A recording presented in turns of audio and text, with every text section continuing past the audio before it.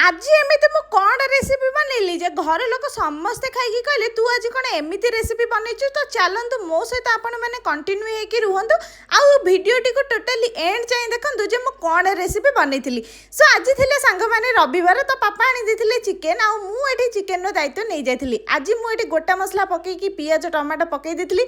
आउ ये गोटा मसला सहित मुझे चीनी पकई देती बिकज मत काश्मीरी चिल्ली तरकारी को रेड कर नाला चीनी पकईकी ऑथेंटिक स्टाइल तरकारी रेड करार